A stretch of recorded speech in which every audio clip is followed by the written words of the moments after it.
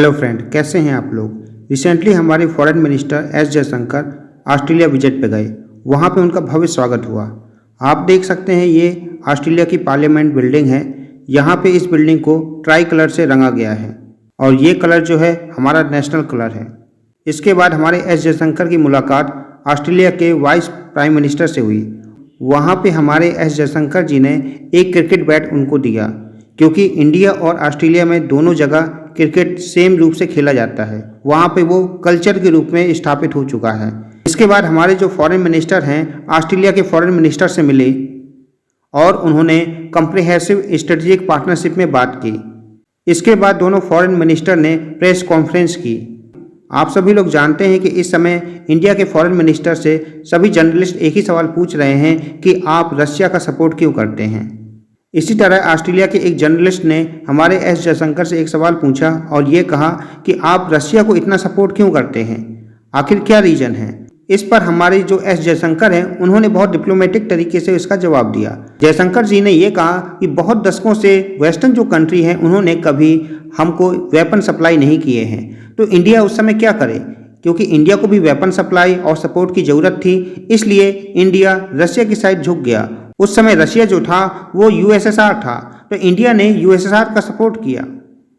इसके बाद जयशंकर जी से ये पूछा गया कि आप वेस्ट के बारे में इतना निगेटिव क्यों सोचते हैं।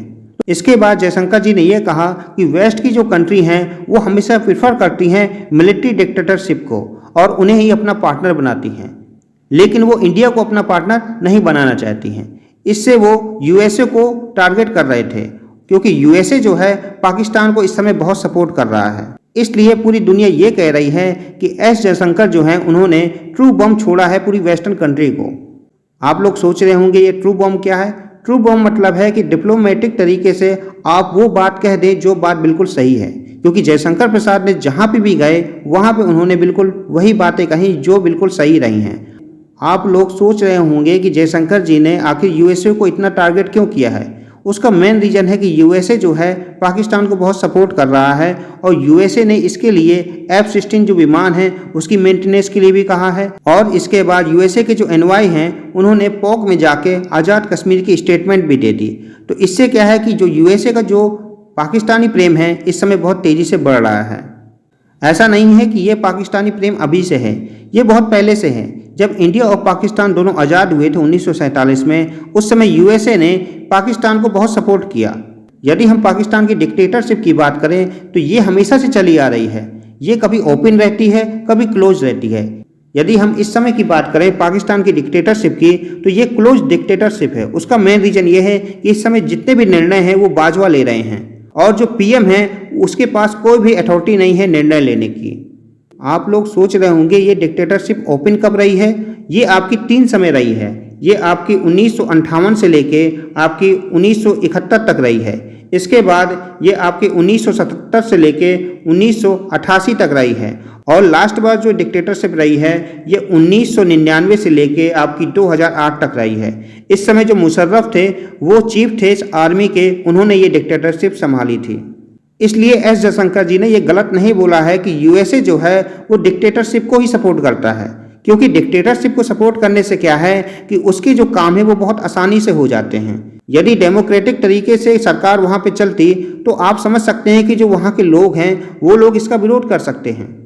लेकिन जब डिक्टेटरशिप में होता है उसमें यूएसए के लिए बहुत आसानी हो जाती है। ये आप देख सकते हैं यूएसए के प्रेसिडेंट रहे हैं रोनाल्ड रेगन और पाकिस्तान के जो चीफ थे जिया उल हक, उनके बीच बहुत ज़्यादा गहरी दोस्ती थी। क्यों थी? क्योंकि उस समय डिक्टेटरशिप जो थी वो ओपन में थी और अफगानिस्तान में उस समय सोवियत यूनियन ऑपरेशन कर रहा था। इसलिए यूएसए ये चाह रहा था पाकिस्तान से कि जो ऑपरेशन चल रहा है सोवियत यूनियन का अफगानिस्तान पे ये हार जाए। इसके लिए बहुत ज़्यादा सपोर्ट किया पाकिस्तान को यूएसए ने। और बाद में आप देख सकते हैं सोवियत यूनियन का जो ऑपरेशन था वो अफगानिस्तान में फेल हो चुका था। तो इसलिए यूएसए जो है वो पाकिस्तान को आज से नहीं बहुत पहले से ही सपोर्ट कर रहा है। आप चाहे 1971 का वार देख लें, चाहे और भी कंडीशन देख लें, उस जगह यूएसए हमेशा पाकिस्तान का सपोर्ट किया है। और यदि हम यूएसए और इंडिया की रिलेशनशिप की बात करें तो वो बहुत ज़्यादा कमज़ोर थी, क्योंकि यूएसए इंडिया को एक भी सपोर्ट नहीं कर रहा था। यदि हम बात करें 1971 की, उस समय बांग्लादेश को अलग कर दिया था। इससे जो यूएसए है बहुत ज़्यादा डिस्टर्ब हो गया था, क्योंकि यूएसए जो था उसने पाकिस्तान को बहुत सपोर्ट किया था, लेकिन तब भी पाकिस्तान के दो हिस्से हो चुके थे। इसलिए यूएसए के जो प्रेसिडेंट है रिचर्ड निक्सन, उन्होंने बहुत ज़्यादा हेट स्पीच की इंडिया के लिए। ये एक रिपोर्ट है, इसमें साफ कहा गया है कि उन्होंने इंडिया के लिए वल्गैरिटी, रेसिज्म के बारे में बहुत बार बोला। तो आप सोच रहे होंगे कि एस जयशंकर है वो यूएसए के अभी इतना खिलाफ क्यों हैं। उसका मेन रीज़न है कि यूएसए जो है इस समय पाकिस्तान को बहुत सपोर्ट कर रहा है, चाहे वो F-16 का विमान हो, चाहे पॉक में जाके आज़ाद कश्मीर बोलना हो। इसलिए एस जयशंकर ने अमेरिका में जाकर बोला था कि आप जो F-16 की जो मेंटेनेंस कर रहे हैं, तो इससे आप हमें बेवकूफ़ नहीं बना सकते हैं। ये जो विमान है ये इंडिया के लिए यूज होंगे, ये कोई टेरर जो ऑपरेशन है उसके लिए यूज नहीं होंगे। यदि हम इस समय इंडिया की बात करें तो इस समय इंडिया गोल्डन एरा में जी रहा है। उसका मेन रीज़न है एस जयशंकर, क्योंकि एस जयशंकर की जो फॉरेन पॉलिसी है वो बहुत ही ज़्यादा इंपॉर्टेंट है। आई होप आपको ये वीडियो पसंद आया होगा। प्लीज़ इस वीडियो को लाइक करें, सब्सक्राइब करें, शेयर करें और हमेशा खुश रहें और अपना ध्यान दें। धन्यवाद।